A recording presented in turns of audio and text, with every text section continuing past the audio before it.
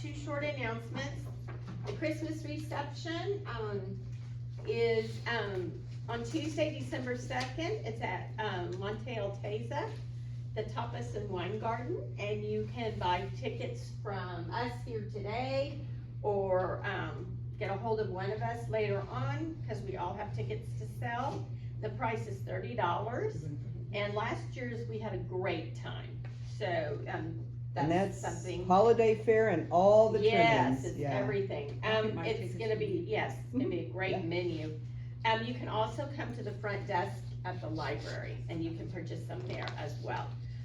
Also next in November, and the date is, I always forget the date, November 18th, oh no, 15th, excuse me, from 11 to 12 is Mark Zeller. He is an agricultural extension person. I was a Zoller, so I know that's why I'm saying it's pronounced a lot of different ways. My maiden name. So it's gonna be at 11 o'clock here at the library, and he's gonna talk about soil health, which I think is really important, especially after you hear all about winterizing your garden and winter strategies. So we have a garden club member here presenting. Yay. Gwen Lingenfelter, and she's going to go ahead and talk to us about winterizing your garden. Thank you, BM. You're welcome. Hi. Thank you. Okay, so, good morning, my name is Gwen. Good morning. Hello, Gwen. And I am a gardener. Yes, she Okay, is. so you know what, everybody starts slowing down on their gardening in like late October, early November, because gardens are getting finished and it's kind of like taking a break. I'm just gonna take a break and just, I'll just start my gardening back up in the spring, right? Okay, but guess what? You have to winterize your garden. And you also, in terms of strategy, you have to plan for your garden for next year. There's a lot of planning involved, okay? Now, you don't have to get it perfect, you just have to get it going. Feel free to take notes, feel free to ask questions, but know that you can download this presentation and get the notes pages. Click on view, click on notes pages, and here's the transcript, and this is everything that I'm gonna say today. Gwen, where can I download that? Well, I don't know, I We have will, it on a we thumb will drive send it right out here. in the next email. Okay. First off, we'll upload this video, and then below that will be a link in the comments, Okay. Okay. for that. All right, and then Thank you. also, you're gonna You're see me refer to, were you saying something, I'm sorry? I was saying thank you. Oh, okay. You're gonna see me referring to my notes a lot because I don't wanna forget anything. Okay, so, just a little about me. I am not certified gardener.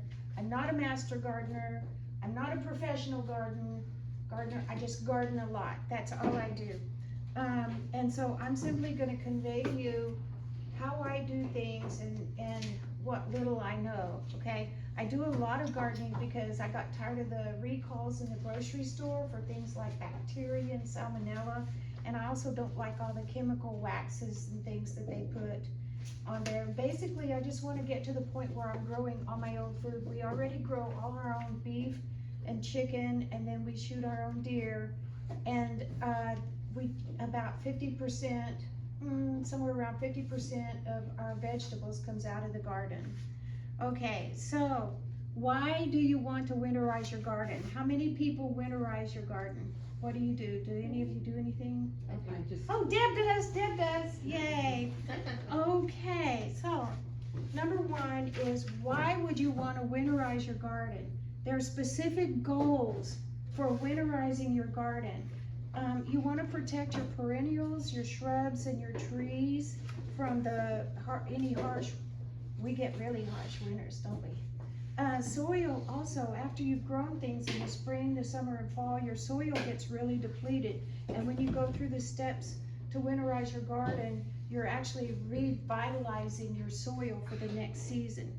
And so when you do these things, you're really ensuring a higher level of success in your gardening for next year. So when do you want to winterize?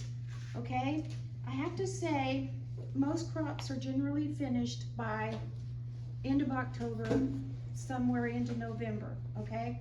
So November is the perfect time to winterize. That gives you half or more of November, all of December, all of January, and most of February for your gardens to rest and revitalize, okay? And so keep in mind that our first frost date in 2024 was November 23, and this year it's November 25. And I'm gonna show you later where I get that. Hello, sir. Hey, Bill. Okay, now there's 5 steps to winterize. And so I'm gonna go through each step on its own slide here, okay? So the first one is cleaning out your beds, okay? Go in, like, when your gardens are done, I'm cleaning mine out right now, mid-October. Clean out all dead or dying flowers, or you know what I'm doing is a cut and drop. Who knows what cut and drop? Cut and drop, okay, cut and drop. I have a plant, I cut it right at the soil level, I leave the roots in, the roots decompose and become good organic matter, especially after 4 months, that's good, okay? And then this here, if it's a stem, a hard stem like a tomato stem, I cut it up and put it in the compost. But if it's a softer stem, like my cucumber vines, I cut those and just drop them. And that becomes organic matter. It doesn't look too pretty right at start, but still, it injects organic matter into your soil. Now, if you have any diseased material, don't put it in your compost. Don't cut and drop it.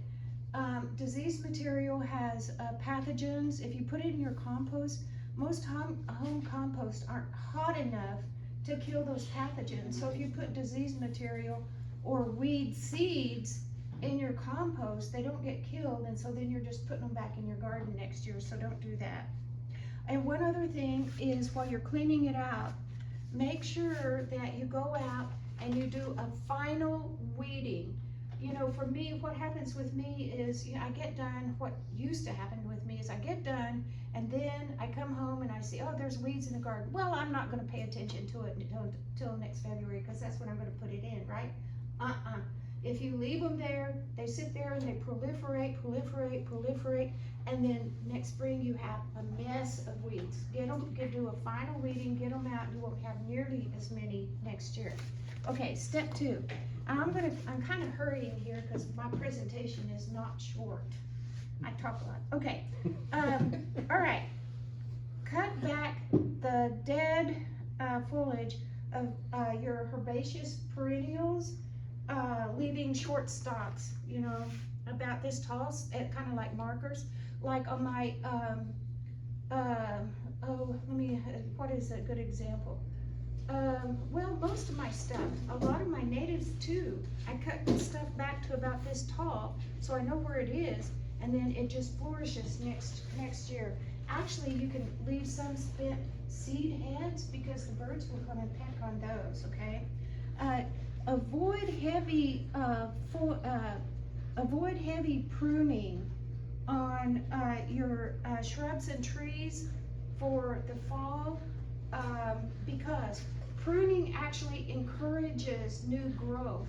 And if you're pruning in late fall, you're encouraging new growth, and then you get a freeze day and the winter hits it and damages it. So don't prune.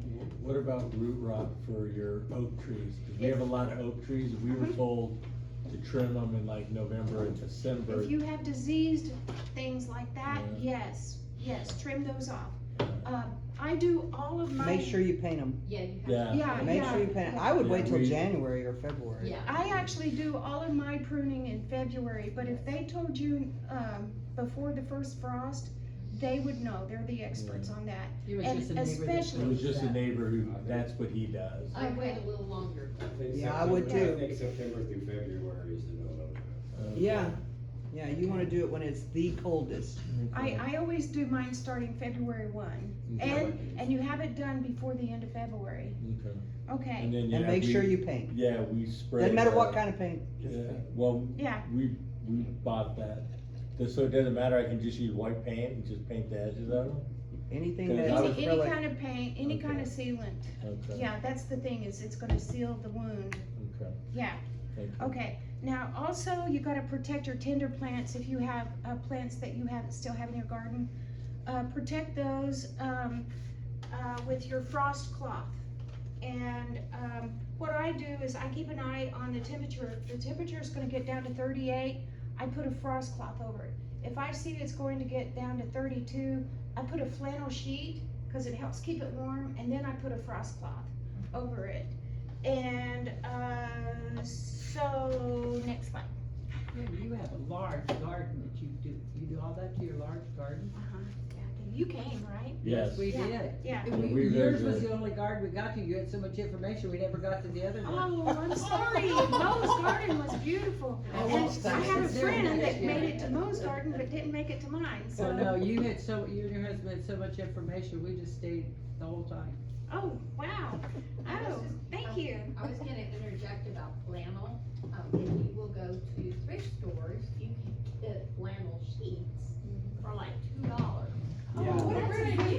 That's a And so, great idea. because a lot of people, I guess, got too popular flannels, I don't know, but you can find flannel sheets in, especially this time of year, in, a lot of the resale shops and thrift stores. That's a good, that's a Thank you. great tip. But the flannel won't protect it when it gets wet. No, that's why I also put the frost cloth over the top of it. Yeah. But that's a really good point too, that needed to be pointed out. The water kills more Yes. of weather.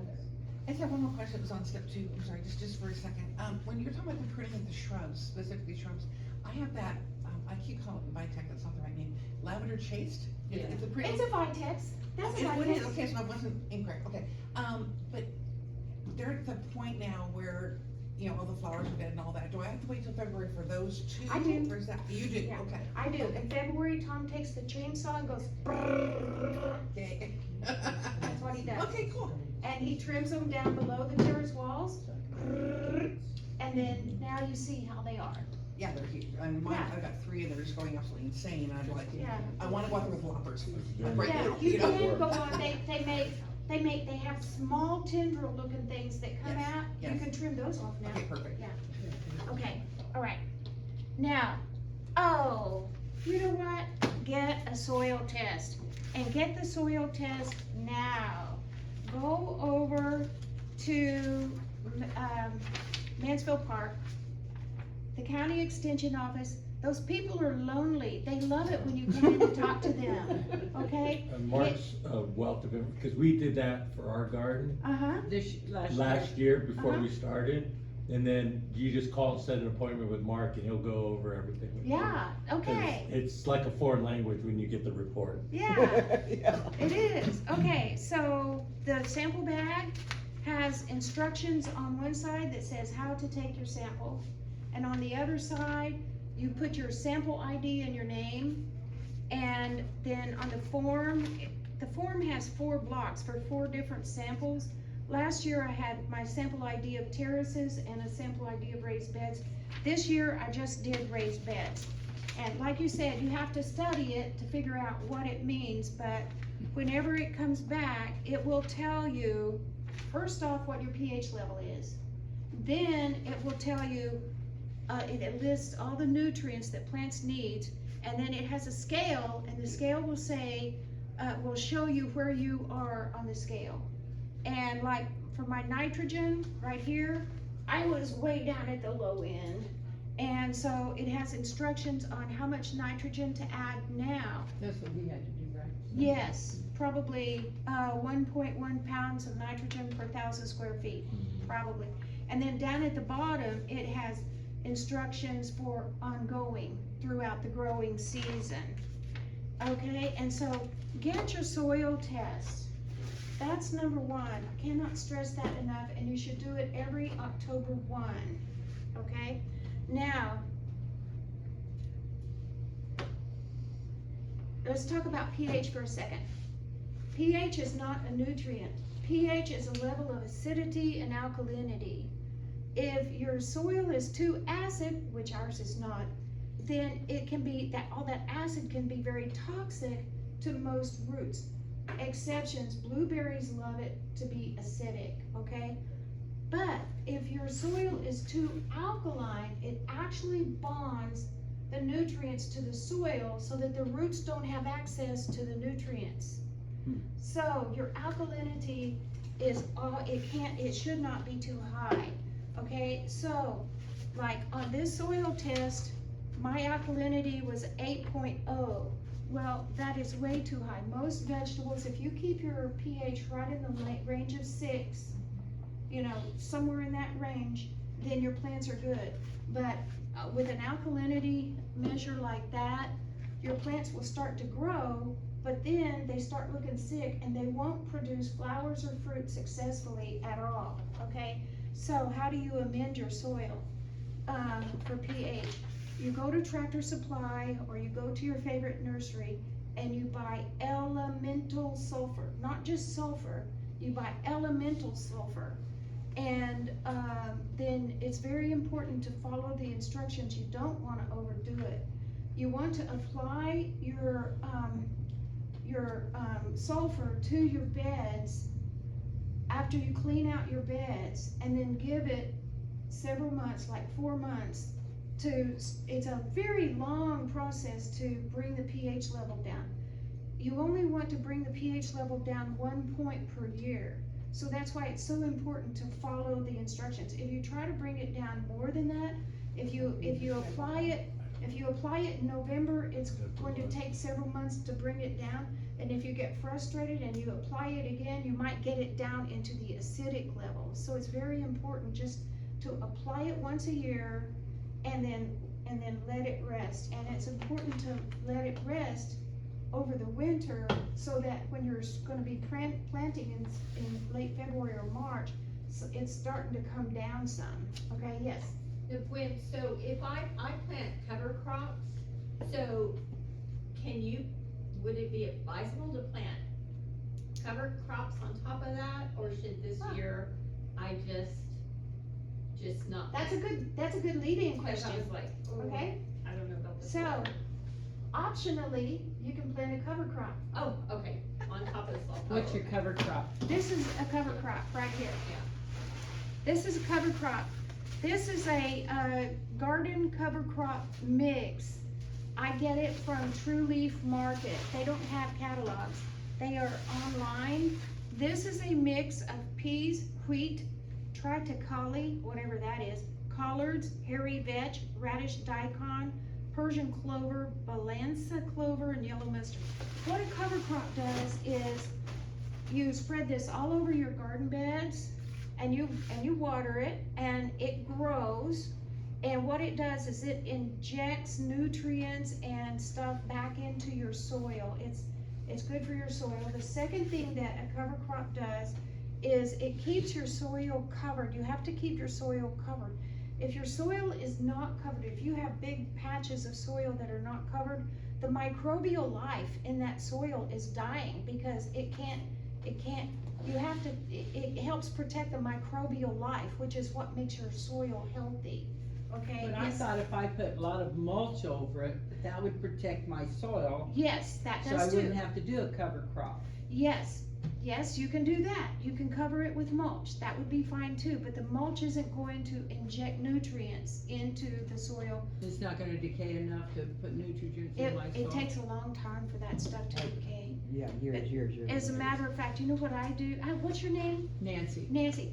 What I do, and I'm gonna be doing it, this week, is I'm removing my wood mulch chips. I'm tired of the wood mulch chips Me too. because they don't decay, they don't decompose quick at all, and they keep my seeds next year from germinating properly.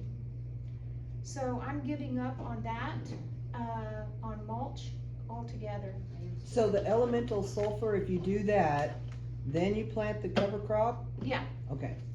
Because the cover crop's not going to amend your pH level. Okay. Okay. Yes. Okay, and so if any of you have chickens, I Yes. love planting the cover crop because at the end of the season, I'll pull some of that cover crop and throw it to my chickens. They love it. Oh. Mm-hmm. So it serves two purposes. I know some people teal it, till it back into the soil, but I like to feed it to my chicken. Well, I was gonna ask, when I cleaned up my chicken coop this year, I thought I would just add it to my garden bed, because it's gonna sit there for 4 months before I plant. And I know you can't use chicken coop stuff until it breaks up and Right. everything. It's not like my goats I can use immediately. Right, So can I still do that? I'm gonna do that. Okay, I'm gonna do that.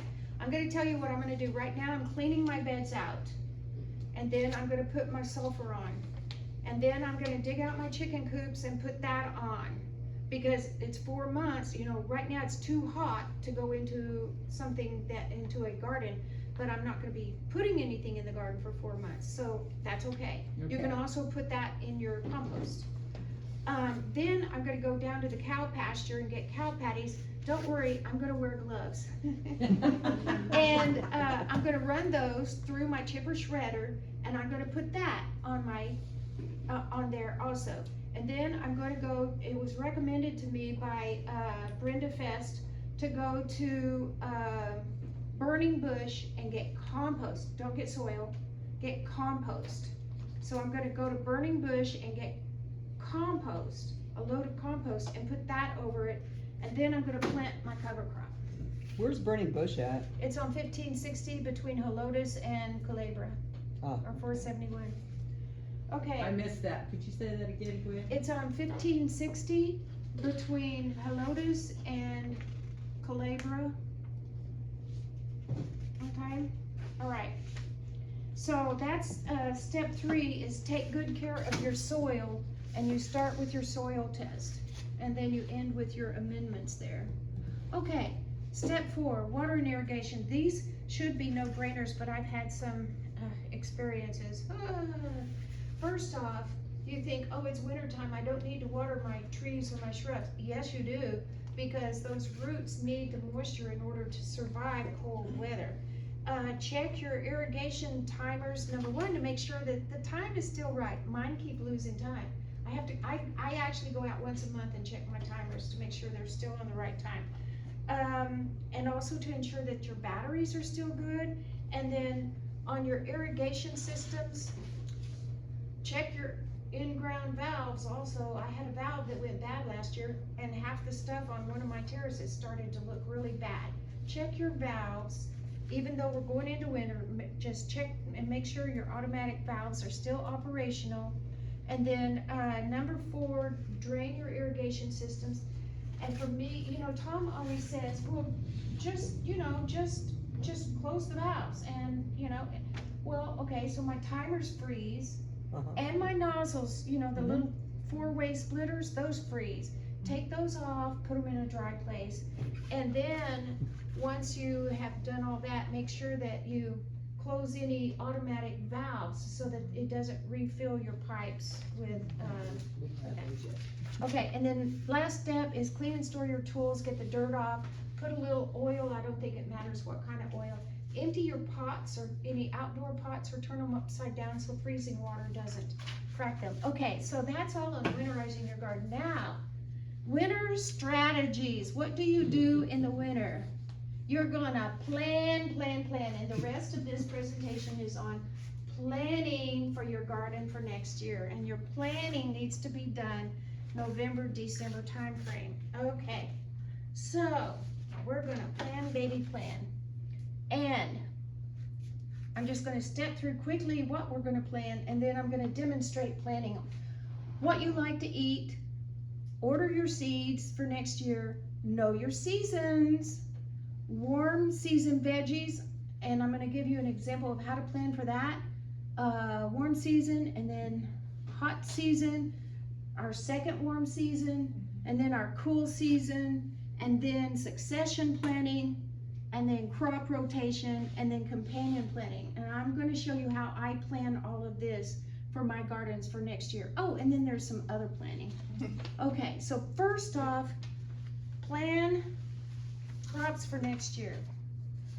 First and foremost, what do you like to eat? If you don't like okra, there is no sense on growing okra, okay? And I happen to love okra, but a lot of people don't. So first and foremost, sit down and make a list of things that you like to eat. Because those are the seeds that you are going to buy. Now, the rest of the presentation will take care of the rest of these questions, okay? So, number one, order your seeds for next year. You get out your seed catalogs, and once you order one seed catalog, you get inundated with seed catalogs, okay? So, go through your catalogs with your list of things that you like to eat and pick out the seeds that you want to order, okay? And you might as well just go ahead and get those ordered. And also, I've had a couple of friends that wait until January to order seeds, and guess what? They're out. They're out. So order them in November. You know, that's a safe thing to do. Now, also, visit the websites. I want to see if we can, Maybe. Ooh. go to this website. So she can just touch the screen. Wait a minute. and it works. What does it say? Welcome to Chrome. Chrome, you need to sign in. Okay, this Bam. is Johnny's website, Good job. okay? I want to show you something here that might be very helpful for you. Hit accept all. At the Oh, bottom. very bottom right. You'll see red box. Oh, Bottom there. right. Yeah, hit accept all. Do I need to? Yeah. Yeah. Otherwise, it's not gonna done. show good. It's Can Or y'all see it? No. It's Not- really faded, It's it's really really gray. faded. there you Yeah. go. Oh, Is much that better? Yeah. Yes. Okay. ma'am. Okay, Martha Washington. we don't want $10 off today. Okay, I want to show you something here that will help you. I'm excited about trying to use this. If you scroll to the bottom of that page, and you click on this link right here, it says planting tools and calculators, okay? I'm just gonna read some of these to you. Seed quantity calculator. Direct seed vegetable crops average seed quantity needed. Seed starting date calculator for starting seeds indoors. Target harvest date calculator. Wow, that's a great Succession website. planting calculator. Fall harvest planting calculator. That's awesome. Do Uh, they charge for that service? I know, You go in and put the. Wow. yeah. JohnnySeeds.com. Yeah, and succession planting interval charts for flowers, vegetables, and herbs. And they have videos, if you get on their Yes. website and sign in, if there's anything you're unsure of, they have videos on block, doing the block seeding. It's wonderful, they're from Maine, they're in Maine. Hit And, oh, they're in the awesome. middle there, wait, don't touch anything. And see the little house to the Yes. right of it, to the right of it, Mm-hmm. to the right. Oh, to the right. Yeah, the army right. Mhm. Okay. Now you should be able to click on that. There you go. Yay! Okay, all right, I just wanted to I was show you lucky. that because I found that the other day and I find this very, very fascinating. Okay, so anyway, go order your seeds. Okay, so number one, list what you like to eat. Number two, take your list and go through the seed catalogs, get your seeds ordered. Okay, number three, know your seasons. Okay, I like weatherspark.com, and I showed y'all this once before, but it's changed since last year. Last year, this date was March 2, and this date over here was November 23. This year, it's not March 2, it's February 20. Well, what does this mean? First off, notice they're using the latitude and longitude for Lakehills. This is for Lakehills, this is for us. So, notice it says cool, so all of this is the cool season. Obviously, this white area right here is all the warm season. This pink area right here is the hot season, and we have a second warm season and a cool season. Okay. And I'm So- sorry, what's that link again? This is weatherspark.com. Smart, S-M-A-R-T. Spark. S-P-A-R-K. Spark. Oh, Weather Spark. Weatherspark.com. And when you go in, you just plug in Lake Hills, Texas, and it pulls the latitude and in our longitude. case, we'll put in Bandera. Yeah. Well, you know what? I don't think Bandera's in. It might be. I haven't tried Bandera. Try it. Yeah, give Well, it a we'll try. let- We'll let you know. Yeah, okay. Now, what do you do with this information? Okay. The source for what I am giving you now is coming from kitchen garden revival, it lists all of these plants and what seasons they're in. Okay, so for our first warm season, which is February 20 to May 30, it's 65 to 85 degrees. You have this huge list of things that you can plant for this particular season. That's just my picture. You got it? Okay. Yeah. Now I'm gonna step you through what I do to plan my warm season garden, okay? First off, I'm gonna use tomatoes, the tomatoes I did this year as an example, okay? The seed packet is very specific. It says to start 6 to 8 weeks before the last frost date. So I take my calendar and I know from the previous slide that my last frost date is February 20. So I go and I put a green tab on February 20. And then I count back 8 weeks prior to that date. 8 weeks prior to February 20 is December 26. I'm gonna start my tomato seeds on December 26. So I put on my calendar, start tomato plants. And FYI, when I start my tomato seeds, I start all my seeds. All the ones I'm gonna start indoors, peppers, everything. I start it all at the same time. Okay, the next thing is the seed packet says germinates in 5 to 14 days, 80 days to harvest, okay? So, with tomatoes, especially, I know that if I start my seeds on December 26th, then on 4 weeks later, I'm gonna need to up pot them because they're gonna outgrow those. So 4 weeks later, up pot tomatoes, and then 4 weeks later, that's the 8 weeks. So then, that puts me back to February 20. Now, you have to harden them off first, so I put on here harden off, and I harden off for a week, and so I'm gonna actually transplant them into my garden on the 27th, on February 27. Now, the seed packet says 80 days to harvest, but when do you actually start that date? Well, I found this article the other day in Mother Earth News, and this is the April, May 2025, and it says, I've always been confused about this. It says specifically, under start your own seeds, it says, days to harvest. Tomato, pepper, and eggplant seed packets may say 85 days to harvest, but those 85 days start when you transplant them into the ground. So on my tomatoes, I'm transplanting on February 27, so then I'm gonna count forward 85 days, and that's gonna put me at May 18. So I'm gonna put on my calendar May 18. So why is this important? Here's why. Life gets busy, things happen, you forget when you transplanted them, you forget when you even started them, you forget when you transplanted them, and then you don't know if it's ready to harvest or not. You know, on some crops, that's especially true. Tomatoes, it's a little bit easier to tell, right? But some crops, that's especially true.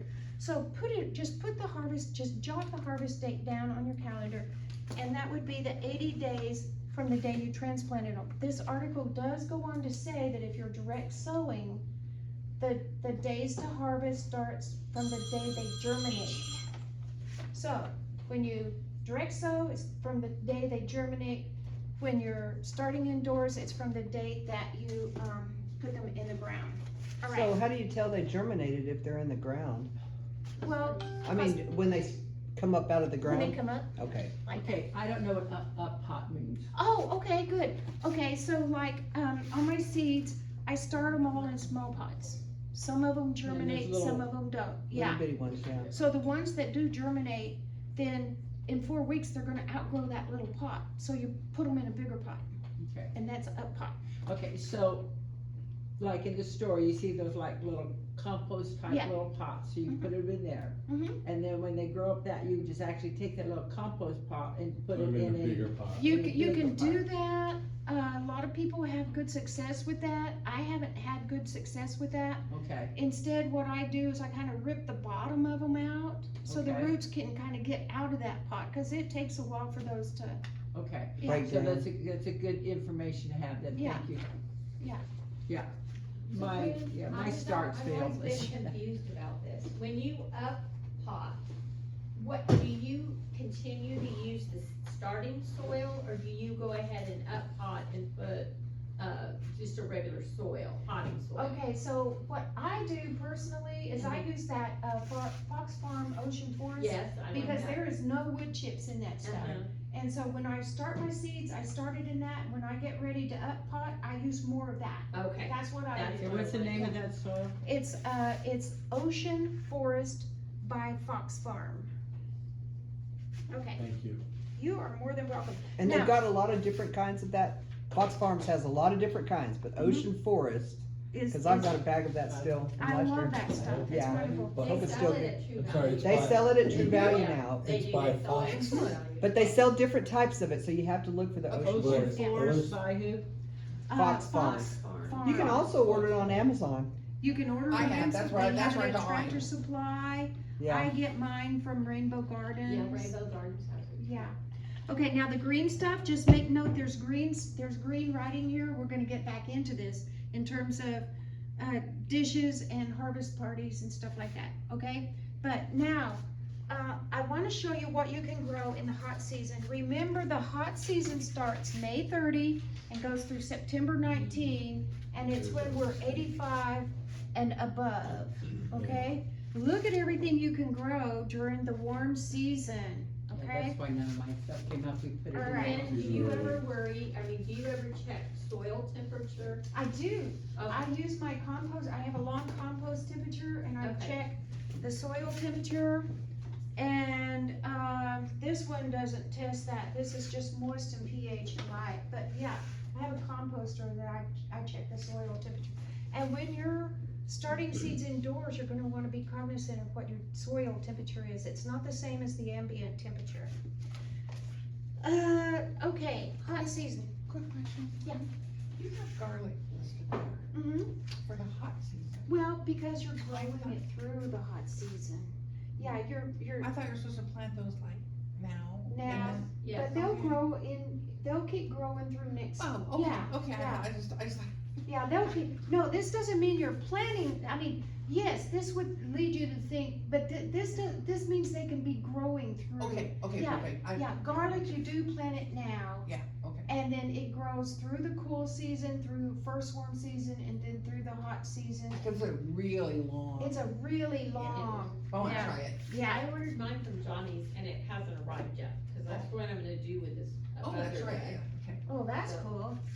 Okay, now, you notice how on the first warm season, we started at the last frost date, we went back, and then we did our dates going forwards. Right. Well, on this example, we're gonna not do that, we're going to do it a little bit different. The hot season is easier, and for this, I'm going to demonstrate corn.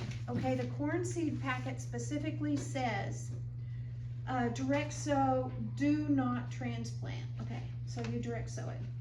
Okay, and then it also says that it germinates in 7 to 10 days, 85 days to harvest. That's on this particular kind of jackpot hybrid. Okay, so we know we want to harvest by September 19, all right? So I'm gonna go down to September 19, and I'm gonna, first off, I have a tag there that says hot season ends on September 19. I wanna harvest my corn on that date. So I'm gonna count backwards 85 days, which is, I've already counted. It puts me to germinate on 6/26. Okay, so I'm gonna go to June 26 and put corn to germinate and then back up 10 days, and that's when I'm gonna direct sow. Now notice that this is June 16 that I'm gonna direct sow, but the hot season starts on May 30. So I could actually direct sow my corn before June 16. I can direct sow my corn as early as May 30. And so that's gonna be a personal preference. Now that one was easier. Now your second warm season then is going to start September 19. And it's back to 65 to 85 degrees, and it's all the same vegetables, but on this one you have to be a little bit more cognizant you can't just start at a last frost date because there's not a last frost date. The seed packet still says start indoors prior to the last frost date. But what we're gonna be cognizant about here is the first frost date is November 25, and then you have to also understand that your days are getting shorter. And when the days get shorter, plant growth slows down. So you don't want to harvest as late as November 25. So I always back it up 2 weeks prior. So I go down to November and I've got my first frost date noted in a pink tab. So I back it up 2 weeks. I want to harvest my tomatoes on November 11, okay? So I'm going to harvest, okay, right here. I'm gonna allow 2 weeks for the shorter days. So I'm gonna harvest on November 11. And so 80 days, that's 80 days from the day I transplant. So I count back 80 days, and that puts me transplanting on August 23. So I put that on my calendar, August 23. And then I'm gonna harden off a week before, so I'll harden off my tomatoes. And remember, I'm 8 weeks indoors, so the last 4 weeks I've up-potted, so I'm gonna up-pot 4 weeks before that on July 19. And so 4 weeks before that, I'm gonna start my seeds on June 21. So this is the second crop of tomatoes? Yes, this is the second crop of tomatoes. And so you can see, because I saw a little surprise on people's faces about starting seeds December 26 and then starting more seeds on June 21. But you can see the time that you need, and this is why planning this stuff out on your calendar is so important. Okay, now we're gonna get into the cool season. Ah, look at everything you can grow in the cool season. Yay! Okay, the cool season, remember, is 35 to 65 degrees, and it's from November 25 to February 20. You can grow all these things in this winter season, okay? Now, Yeah, I took a picture of it. so I have an example of this one. Cilantro. Wow, that's a Yeah, lot. look at all this. Now, be sure you download this presentation, okay? Oh, count on it. He's taking Okay. pictures and we're gonna download it. All right, this example, I'm gonna use Brussels sprouts. Okay, the Brussels sprout seed packet says start indoors 8 weeks before planting outside. Notice it doesn't say anything about first frost date or last frost date. It just says 8 weeks before planting outside, okay? Harden off 7 days and 85 to 110 days to harvest. Okay, so what am I gonna do? I know I want to harvest at the latest by February 20. Okay, so I know that it's gonna take, let's just use the 110 days. I'm gonna harvest on February 20, so I put that on February 20 of next year. 110 days backwards would be transplanting on November 2. So I go to November and I put right here, transplant Brussels sprouts on November 2. And so I'm gonna start my seeds 8 weeks before that. So on August 31, I'm gonna start my Brussels sprout seeds. So all of these crops that I'm gonna decide to start indoors, I'm gonna start them on August 31. What temperature do you keep your greenhouse for your seeds? I start my seeds inside my she shed, and it's 72 degrees in there. And for cool crops like these, you don't want to use a heat mat. Right. But for warm crops, like tomatoes and peppers, you want to use a heat mat. Okay? All right. Now, we're gonna, what time is it? It's 12 o'clock. You're good. We're Okay. good. Okay, well, I know they're coming in at 12:30, right? I think they've already delivered it, Oh, as a matter of fact, so Oh, I think okay. we're good. okay. If they show up, we'll quit. Okay, so I'm gonna talk a little bit about succession planning. Shut up, shut up, shut up, shut up. Okay, thank you. Sorry about that. Sorry about that. Okay. I know of 3 types of succession planning, okay?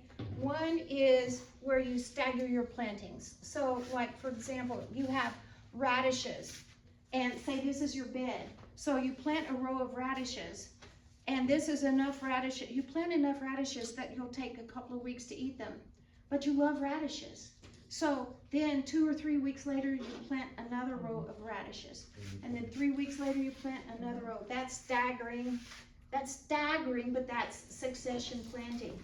The second kind is when you have like intercropping, where you have like 3 different varieties of corn. You have an early variety of corn, a mid-season variety of corn, and a late-season variety of corn. So this is your bed. So you plant, this is your early, this is your mid, and this is your late. And so these might be ready in 65 days. These might be ready in 85 days, and these might be ready in 100 days. And so you have a series of time there where you're harvesting fresh corn so you can eat seasonally with that corn. Okay. Now another type of intercropping is like you have your cabbage here and your cabbage here, but you just planted them, okay? And so right now they're just like this. So you can plant carrots and radishes, well, not carrots, but you can plant like radishes and lettuce, fast maturing crops, smaller crops around them. And then by the time that you harvest these have gotten bigger and they need the space. So that's a form of intercropping also. And then there's another kind where you use like a month-to-month plan, which I haven't used it yet. It seems complicated to me, but let's say in March, you're harvesting radishes and you're putting something else in behind it. And then in April or May, you're harvesting that and you're putting something else in behind that. It's just constant. Something comes out, something else goes in. Succession planting. I know we get real busy, and so it's like, you know, how do you keep up with that? Well, you have to have a month-to-month plan to keep up with that. It seems cumbersome to me. I haven't done it yet, but I have read about it. So anyway, that's some succession planning, and whatever you do, like with your radishes or whatever you want to do, make sure you put it on your calendar so that you make it happen, because what happens to me is, okay, I planted this row of radishes. 8 weeks later, I'm going, when did I plant those? You know, and when am I supposed to plant the next row? You know, so put it on your calendar. Yes, sir. What has been your most successful in your succession planning? Has it been staggering, planting, different Staggering. crops? Okay. Staggering has been most successful for me. I am going to, one day, I'm going to try this, about the, one of these days I'm gonna try it.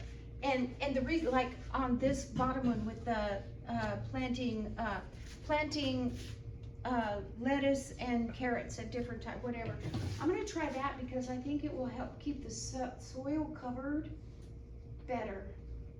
Okay, all right. Now we get into the fun stuff. Crop rotation. How many people do crop rotation? Okay, all right. So, what this says, now, y'all know that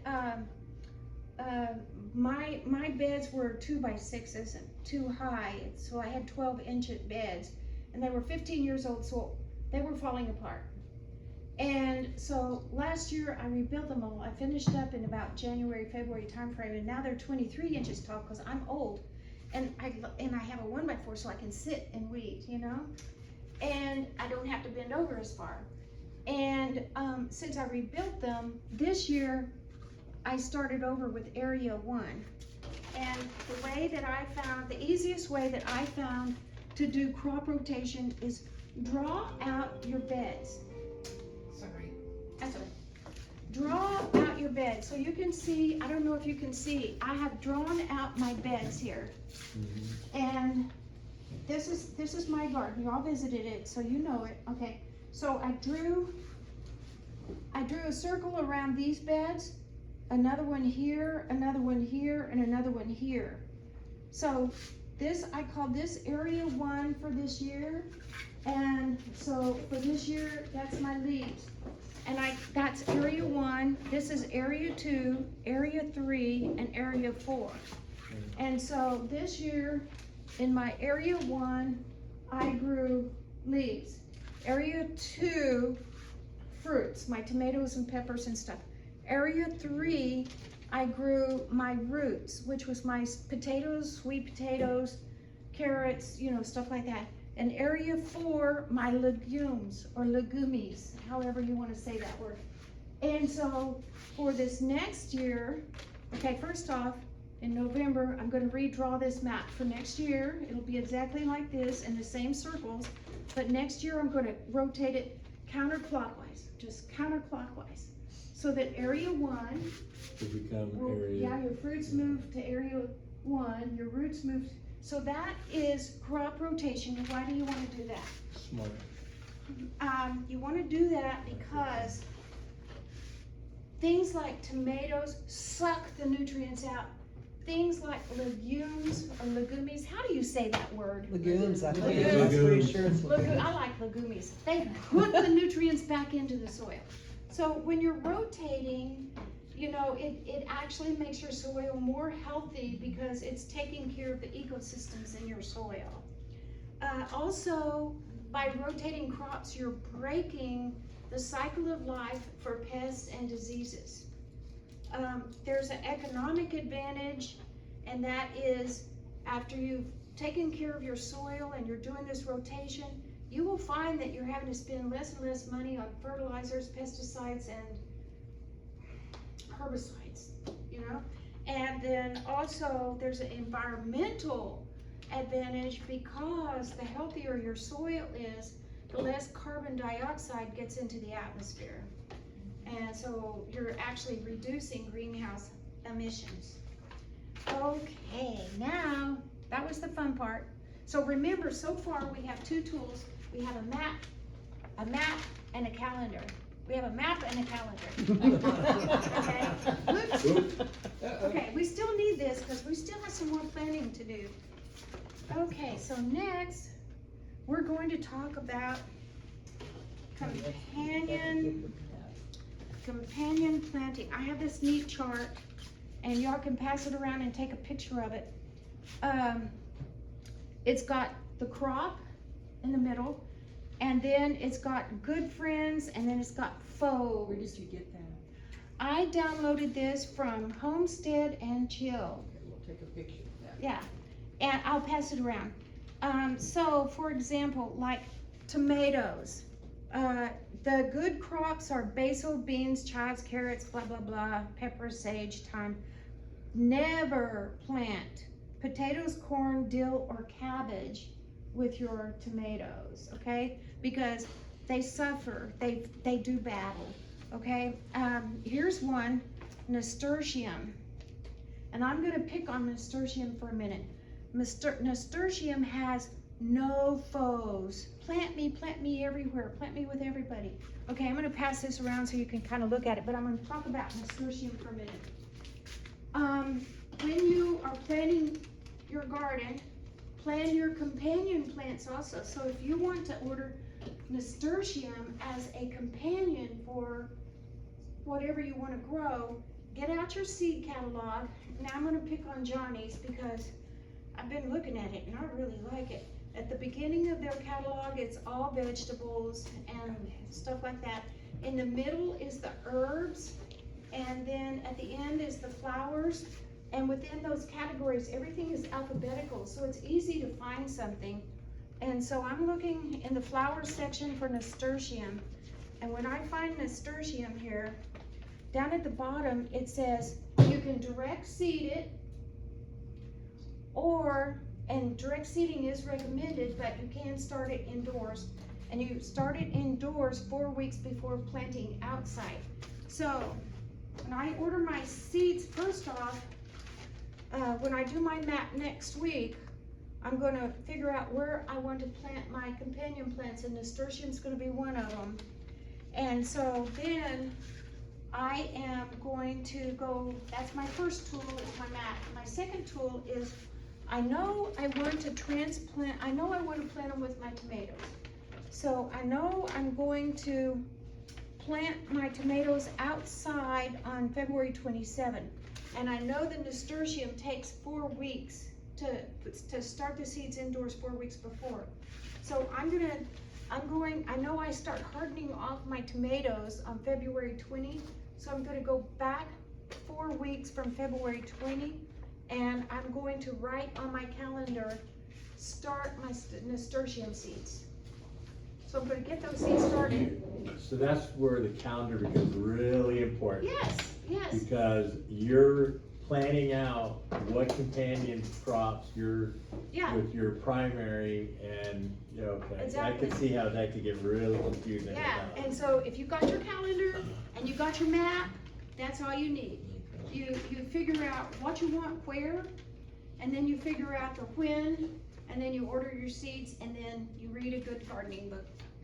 Okay, all right, and that's what this whole thing is about, is planning this out in November timeframe, okay? Now, there are a few other little planning things to do. All right, if you're going to be seed starting, make sure that, in the November timeframe, put on your calendar when you need to have your seed starting supplies ready. And that is your cells and your trays, your full spectrum lights, heat mats, fan, and a good seed starting blend. And, Hit it again. whoops, oh, thank you. And so what you do then is, like, I already have mine, but I need to make sure, like, my trays are clean. And to clean them, what I do is, out in my greenhouse, I have a sink, and I put my seed starting cells in the sink with a little bit of vinegar water and let them soak for 30 minutes, and then I rinse them, and then I let them air dry.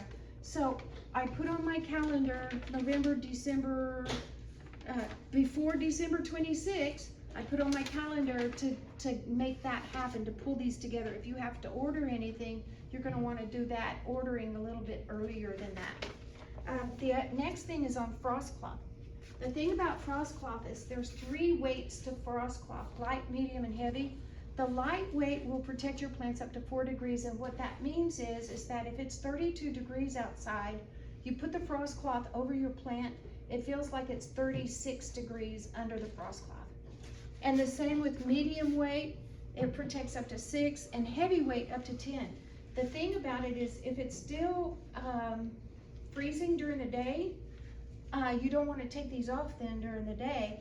The medium weight will let about 70% of the light come through. The heavy weight will only let 30 to 50% of the light come through.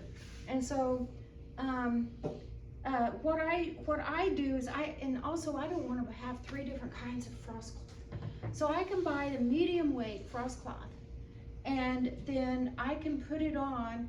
If it's gonna be 32, I'll put on 1 layer. If it's gonna be below 30, I'll put on 2 layers, because it will actually double the protection, okay? And so, like, if it's 28 degrees outside, underneath the frost cloth, it feels like it's 40.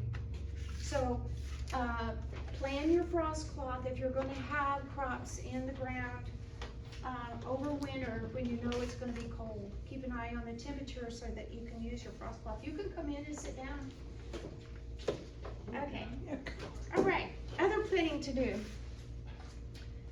This may sound stupid, but I have to plan it.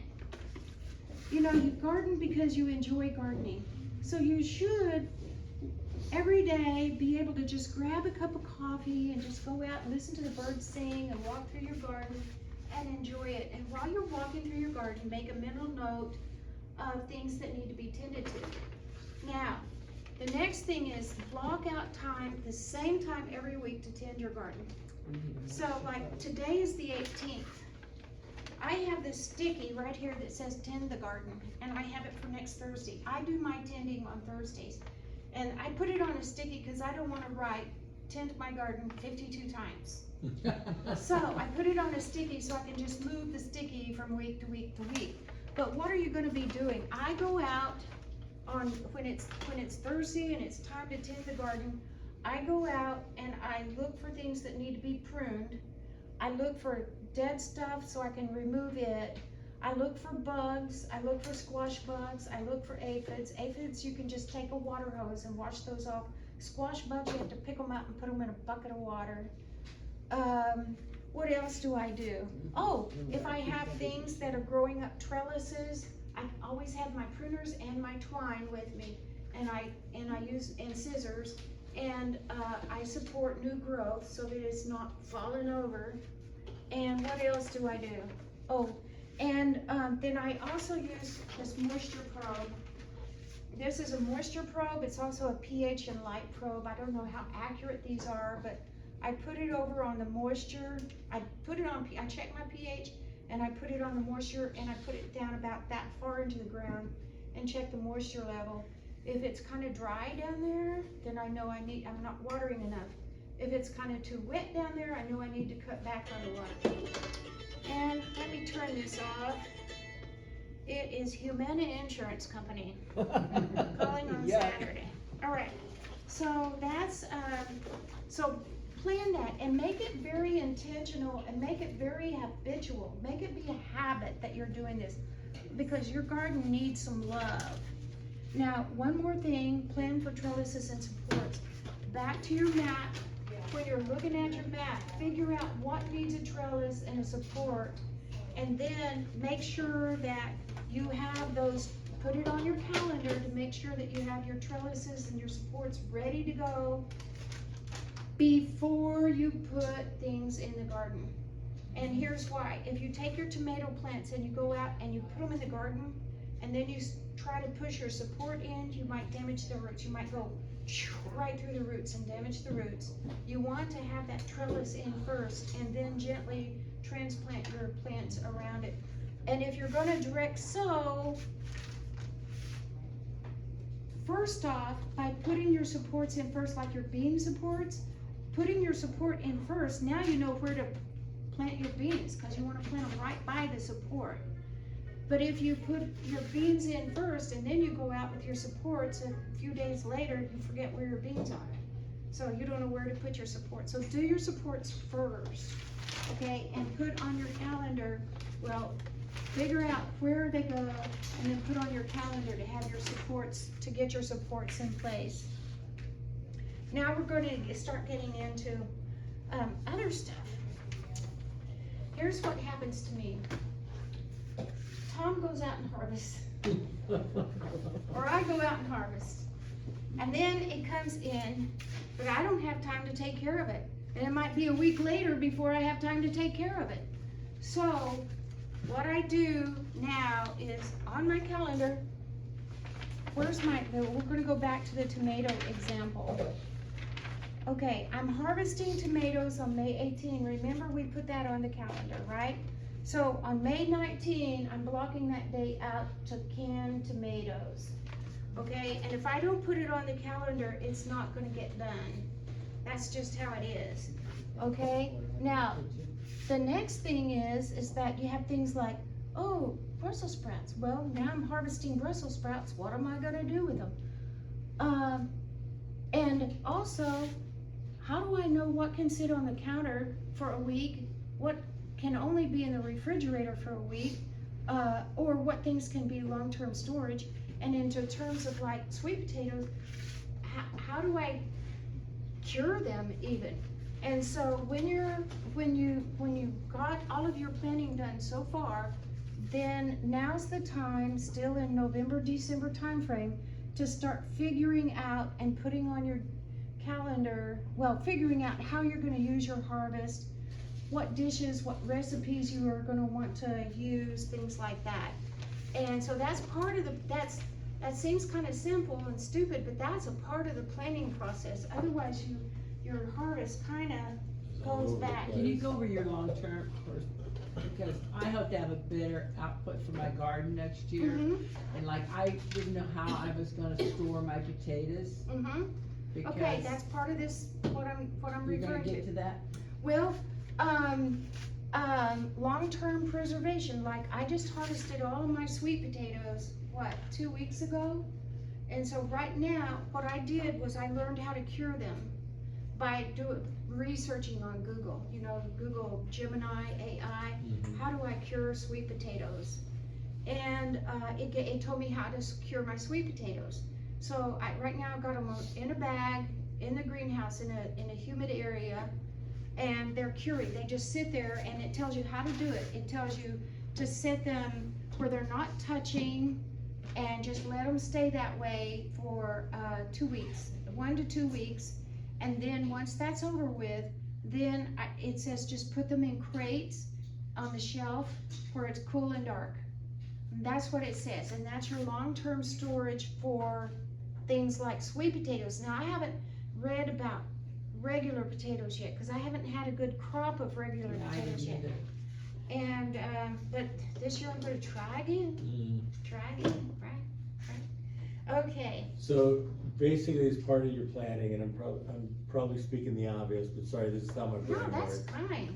So basically, as part of your planning, you're just not planning your harvest, how you're gonna use your harvest, but you're also planning out your dishes that you're gonna make with those. Dishes, yes, Alright, and we're gonna get to that part again in just a minute. okay.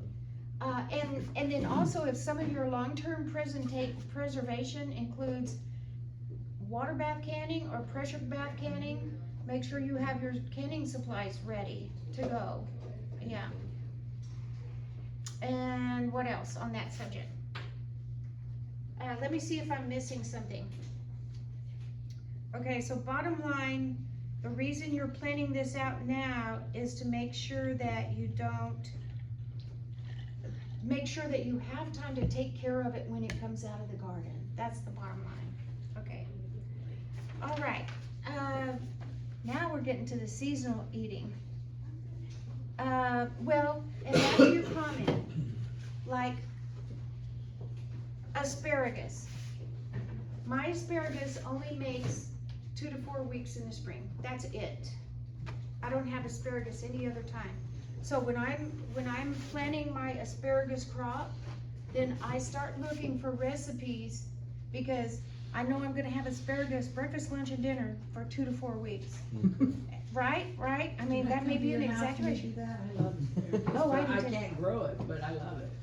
Oh my, okay, well, We'll have a private discussion. yeah, about we'll that. do that. So during your planning stage, November, December, start looking for recipes. Asparagus, Brussels sprouts, whatever it is that you like to eat, start looking for your recipes. And then you have a pile of recipes that says, want to try. And then you have a pile of recipes that's our favorites, you know? Okay, all right, so then, Yeah, we're gonna have to wrap up here pretty quick, okay, because I'm we almost need to done. give away the door prizes. Okay, are they, what time's it? Okay. And they're here, they're They're waiting. here, Oh, they're here and waiting? Okay, I'm on my last slide.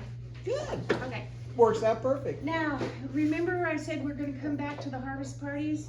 Okay. I'm gonna go back to my tomato example. Remember, we're harvesting tomatoes on May 18. I'm canning a lot of them on May 19. On May 21, I'm going to have my recipes ready, and I'm going to make a few tomato hors d'oeuvres. And then the next day, I'm gonna have a harvest party, and I'm going to invite family and friends, and we're just gonna have a party and enjoy the harvest, right? Nice. Okay? And so that's gonna be my harvest party. And then the next day, I'm gonna clean out my tomato beds. And the next day, I'm gonna add compost. Always in between, you add compost. Always, always, always, you add compost. And guess what? That gets me finished just in time for the hot season for my next crop, Round of crop. okay? Okay. And so, if you fail to plan, Plan to plan to fail. And so, I'm done. Thank Gwen. you. You're welcome. Yay. You're welcome. Thank you. Awesome as always. Thank you for being a great crowd. This, we're gonna do door prizes right quick, Miss Deb. Yeah. And this is, You can buy seeds. Oh, thank you. But you know what I'm gonna do with it? I I'm don't gonna know. donate it back. I'm gonna give Well, it to there's a Jerry. donation jar. I'm gonna give it to Jerry. Give it to Jerry. Thank you so much. She's the money girl. I'm gonna donate this. I think it's $25. May I write down just to cover information? Okay. She wants to look at your magazine Let me just Oh, check. and the seat cover. These are beautiful true marigolds. I Ooh. thought for October, especially, for those of you who honor the dead on November 1st and 2nd. Dia de los Muertos, those are what we put on our graves, that's part of your culture. But I like to just grow them all the time, so anyway, okay, and I'm not cheating at them. Okay. That is the last thing we would accuse you of. 322-430-090. Oh, no. Woo, Philip. Yeah, and there is a tag here about care and, Alright, you're No. welcome. And you can, if you wanna download it, it's on Homestead and Chill. Okay. I've got that. And the next one is 089. One off. There you go. It's so You're gorgeous. welcome. Yeah, you can put them in a container, pot, and just. Was there anything else you wanted to I look wanted at? to see that book. Which book? The Kitchen Garden Revival? And the last one, 085. 085. Yay, sweetie. I think there's 2 plants in there. There you go. You were all around the tree. That is true. How are you? No, I'm gonna get that back to her, please. Hey, Gwen. Oh, thank you. That was fantastic. It was Is that very, good for you? very Is it informative. It was Very so good. It was so Oh, yeah. good. It was so I good. know now why I failed to